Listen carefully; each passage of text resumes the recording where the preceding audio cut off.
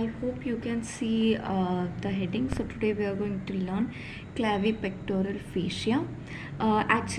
We have learned I have not taught you pectoral fascia, but clavipectoral fascia, it is a strong facial sheet. Pectoral fascia lies above pectoralis major muscle. This lies between pectoralis minor muscle and the clavicle. So there is a facial sheet that covers between the clavicle and pectoralis minor muscle. So you can see here this fascia is covering. That strong facial sheath is called clavipectoral fascia. Okay, so clavicle and pectoralis minor, so clavipectoral fascia. Now we have to learn you have to learn this diagram. At least by learning this diagram you will be able to understand the extent of the fascia. So the extent, first you will have to draw the clavicle. Below that, draw the subclavius muscle, pectoralis major, and from clavicle, the clavicular head of pectoralis major you need to draw, and then you need to trace the clavipectoral fascia. So first, extend vertically means like this. In straight way, splits into two lamina enclose subclavius muscle. Okay, it splits into two lamina. See, the clavipectoral fascia is splitting into two lamina and is enclosing the clavicle and the subclavius muscle. And then posterior lamina and anterior lamina. Then there are two lamina. This is the anterior lamina and this is the posterior lamina. Okay, the anterior lamina is attached to clavicle. So the anterior lamina is attached to the clavicle. Sorry, this is and the posterior lamina continues with deep fascia, and then it encloses pectoralis minor and continues with the suspensory ligament of axilla. Okay, so now this is the anterior lamina maybe, and it is attached to the clavicle, and the posterior lamina, it encloses the subclavius muscle, then it is continuous with the pectoralis minor muscle as it encloses it, and then it continues downward, and then it merges with the suspensory ligament of axilla.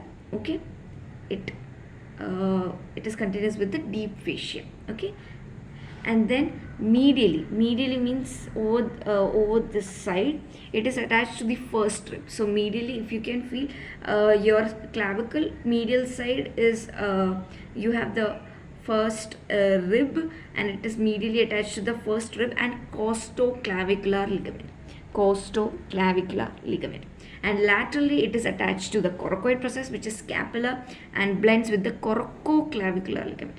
Costoclavicular ligament medially, laterally coracoclavicular ligament. Structures piercing. So what are the structures piercing in clavipectoral fascia? You can learn it by caul.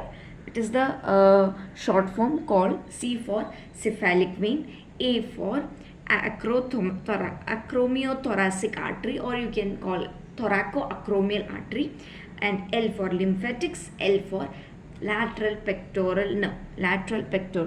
So lateral pectoral nerve, lymphatics, thoracoacromial artery, cephalic vein, cord. So these are the structures piercing. This can be asked for 1 marker or precise questions in university question, or this whole can be asked for university question like 4 marker. Okay, now winging of scapula is also another major clinical correlation, where you ask the patient to push the wall, and you can see the inferior border and the inferior angle, and the medial border and the inferior angle of the scapula. That is called winging of scapula, because long thoracic nerve which is supplying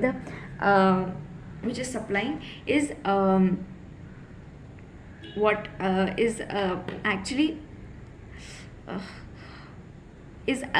injured. So due to which the boxer's muscle, serratus anterior, serratus anterior is paralyzed. So we can see winging of scapula. So I have done the first chapter. I guess I have done breast, that is the mammary gland, and now I have completed the clavipectoral fascia, and I think from upper limb only this much is needed. So we'll just revise quickly. Vertically splits into two lamina it encloses the subclavius muscle anterior attached to clavicle, posterior continues as deep fascia, encloses pectoralis minor, continues with it with the suspensory ligament of axilla. Medially it is attached to the first rib and the costoclavicular ligament. Laterally it is attached to the coracoclavicular ligament and the coracoid process. So coracoid process, so coracola, coraco, and the other one will be rib, so costo. Costo means costal element. You will learn that in thorax, ribs and all. Okay, so structures piercing you have written, and winging of scapula. So these are the clinical questions which can be asked from the first chapter which I have done according to Vishramsi. Okay, thank you.